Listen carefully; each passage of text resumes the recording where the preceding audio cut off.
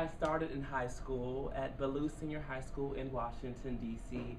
It really doesn't have a good stigma for being a creative area, or it's not like your Duke Ellington where it's known for creative arts and dancing and everybody just being fabulous.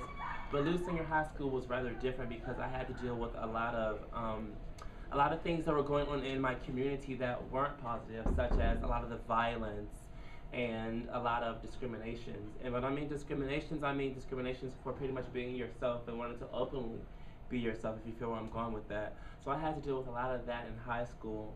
But pretty much surpassing all that, I had a huge interest in fashion. And what happened was my first fashion show took place in a public library. At that public library, I pretty much was a frequent visitor there, so I had pull, clout, whatever you want to call it, there to kind of do whatever I want with one of the rented rooms. So I was like, okay, well, I want to do a fashion show. So I rounded up a few of my friends, or better yet, associates in high school, and I just made all these clothes. I destroyed everything. I bleached everything. I put safety pins on everything, and nails and screws. I just really went all out to make a fabulous collection. And I went into the public library and I redecorated the whole room. Like, you would not even recognize the room after I was done with it. I mean, I had the floor tiled up with all kinds of colors. I had the ceiling done with all kinds of colors. Like, I don't want to see a library at all. I want to see like my own little fashion world. In 2000, and the biggest trend was the big long shirt. Like, you remember those shirts like in the Cash Money videos, you know, whatever those songs were that we doing like this? Well, I would have those shirts on too, and the baggy jeans and like Timbs or whatever. So heavy on the foot. But after that point, I was like, I cannot do this. I cannot dress like this. This is not me. So I just went home and just created my whole own look. Like, I really did. So I talk about my life all day, but I want to know what you want to hear. Like, what do you want to know? Just let me know. I'm an open book. I don't mind discussing anything. Like, let's talk about it. Anyone have a question? Oh, I have like a kind of question, comment type thing. Okay. Well, my clothing line is called Ellen Paul, which is for me. My name is Latasia. They call me Elle, and my grandma Paulette's name, well, it's Paulette, so it's Ellen Paul. And she had lupus. She died from lupus, and that's what I surround my clothing around. Lupus Foundation and stuff like that.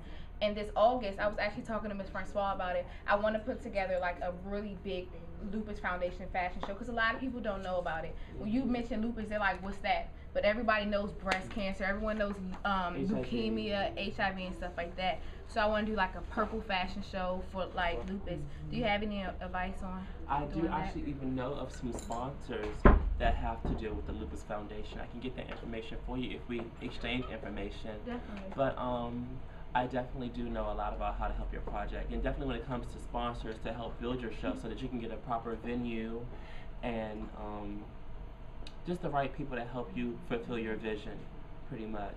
So we'll definitely talk on that. Okay, thank you. So pretty much what I want to know is, you know, what's your interest? Why are you here? Like, tell me why this program, you know? So answer those two questions for me. Why are you here, and what's your interest when it comes to fashion? Well, I'm here because I wanted to learn more about the fashion industry. Because I like designing clothes, but I also wanted to be a stylist too. So I want to learn more about how to fit clothes to people's personalities and what they like and what they're trying to look for and what are they trying to look like. Excellent. Okay. I joined the class because I love looking at magazines, and I really just wanted to find out more how that gets made and how they come from designers and to getting into the actual magazine. That's cool. Okay. There's no wrong answer at all. There's no wrong answer. It's just your interest.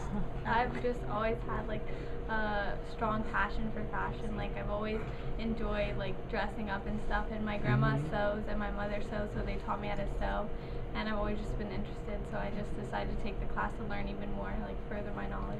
Okay, cool. I also came to the program wanting to learn more about how I can better tailor clothing. I really have enjoyed sewing, and ever since I was little, and I always find it as an escape to create something new and inventive for other people. I like that. Okay.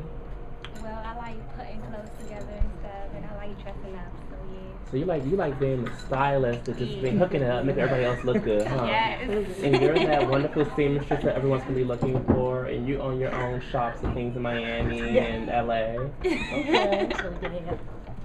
Well, with me, like we spoke before, I started doing this when I'm really close with my grandma while I was, and I guess after she passed away, it kind of became like an outlet for me to just make clothes and tell stories with each piece. Like everything I make has a background to it. I don't just put this together because I think it's cute. I put it together because I had some type of emotion towards it.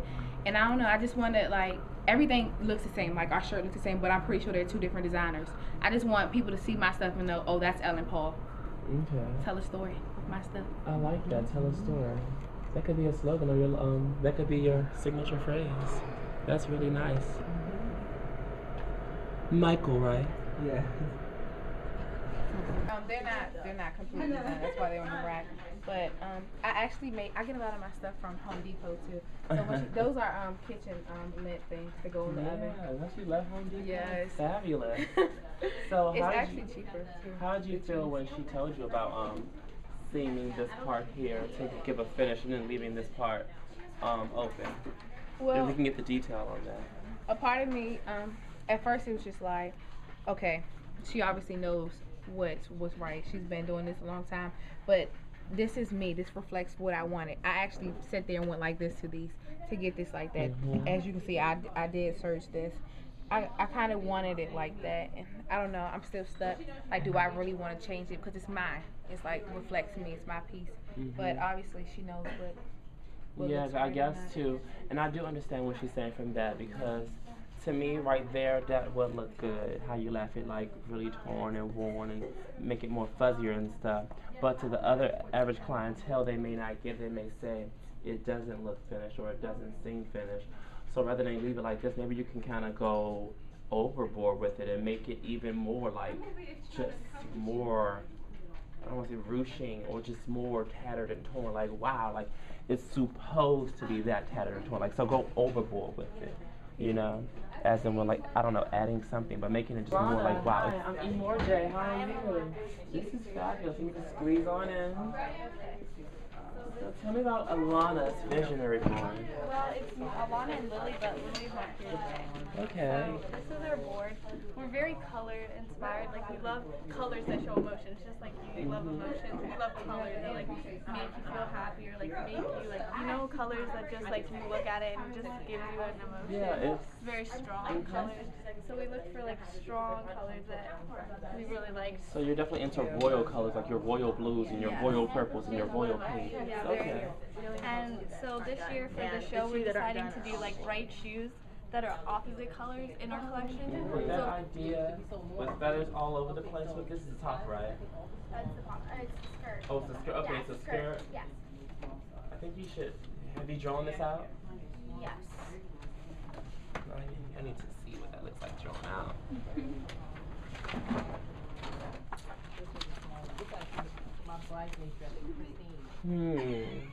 Now, I was to say, I think if you were to do it, I think if you were to use, I don't know why I keep visualizing peacock, but if you would do like a simple design of a peacock feather rather than have feathers everywhere, because sometimes they can be uncomfortable or they can just keep falling, and they're like, okay, she's shedding, what season is this?